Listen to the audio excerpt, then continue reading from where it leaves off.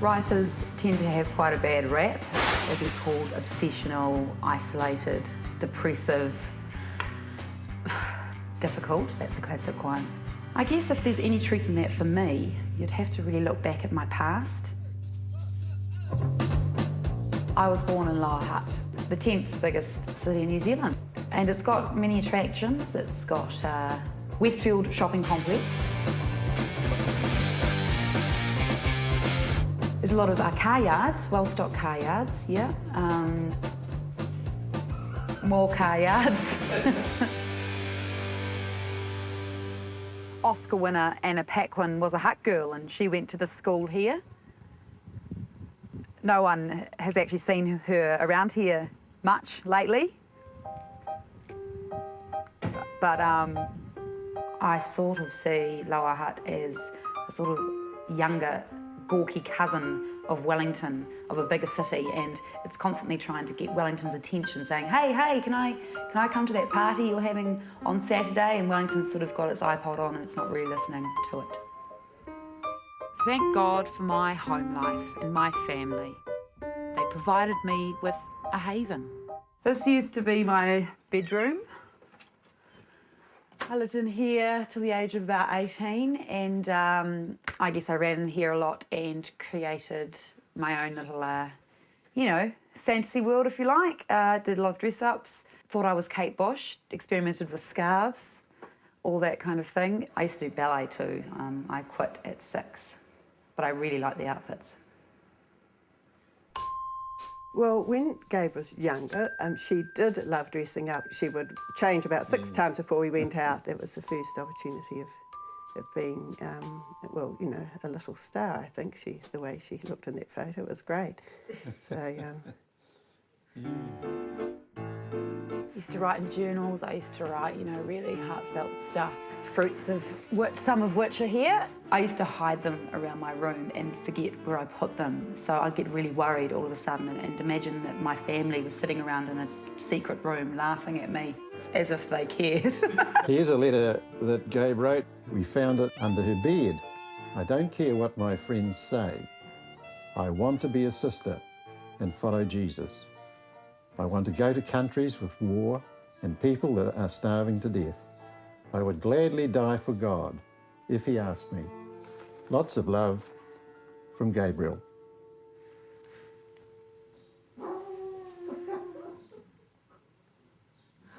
So growing up in Lower Hutt is one thing. Also, I was brought up a Catholic. It's quite dramatic. I mean, Catholicism is a sort of an act of theatre in itself. The Mass is an act of theatre. There's also a lot of laughs in Catholicism because you're always trying to get rid of the guilt. Bartholomew, Andrew, Peter, Judas Iscariot, John the Younger, Jesus, Doubting Thomas, James, Philip, Mark, Matthew, Thaddeus, Simon the Zealot. I realised I had to escape Lower Hutt and I had to escape the Catholic Church.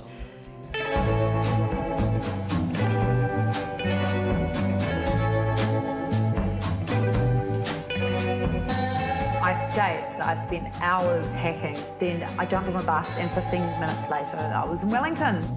Now I could finally live, you know, the bohemian life I had dreamed of. Coffee, bad haircuts. I wore old man's pants and started writing seriously and taking myself seriously as a writer. So I started to write some plays for the Fringe Festival. One of these plays was called Two Boys and it was a one-act play and it was held at Bats Theatre. It was about two brothers who were kind of at loggerheads.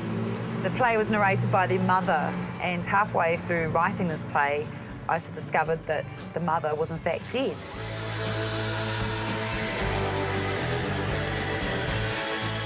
It gave her a view into the lives of her sons that no one else had, a bit like heaven.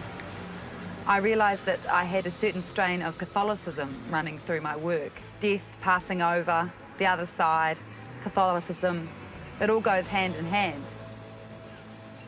If you're brought up in a religious environment, then you're always referencing and looking towards the other side because that's where, you know, spirituality is sort of in you and around you and death isn't scary as such, it's just another place to be. So after Two Boys, I got a commission to write for the Young and Hungry Festival of Plays, and I ended up writing Hark. Hark is about imperfect angels, good and bad, who are fighting for the soul of a young man in a motel room in the North Island. It was a really, truly kind of Catholic angst play.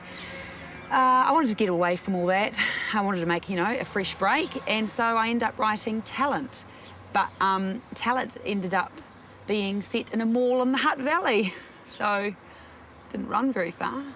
Throughout the course of the play, one woman sees everything she's worked for in her entire life sort of crash down at her feet and has a very public and messy breakdown. Oh God, I need the money. I need the money so badly. I've just got bills, multiplying in my letterbox like some kind of paper rabbit. Okay, I have a few credit cards. It explores consumerism, the pressure in malls at Christmas time. Just buy, max out your credit card, and it had all the ingredients of a suburban nightmare, a bit like the Hutt Valley. I guess looking back on my work and what I've written about and what my plays are about, there are quite a lot of heavy themes there, if you like. But, it's good to get away from that, and one way of doing that is dancing with a community dance group that I'm connected to, the Real Hot Bitches, and we like to get out and about in unnecessary lycra, wear wigs, really let loose to Bon Jovi, Kiss, anything 80s in particular, and just have a lot of fun.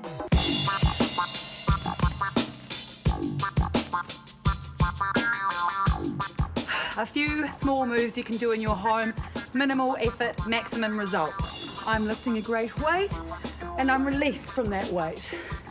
Alternate hands, yep. Then you add in the hips, a whole new move. Key element is surprise, okay? So you're always surprising your audience. There's always earthquake hands. Really amazing effect, especially if your mates just dropped them in. The whole joy of performing came back into my life with, activities like community dancing and Real Hot Bitches. And I realised that a lot of writing doesn't have to be in a room by yourself, banging your heads against the wall and pulling everything out that you've had happen to you in your life. They do say write what you know, but maybe not only do you write what you know, you start doing that. Maybe you go on to writing what you want to find out, and what more do you want to find out in your life?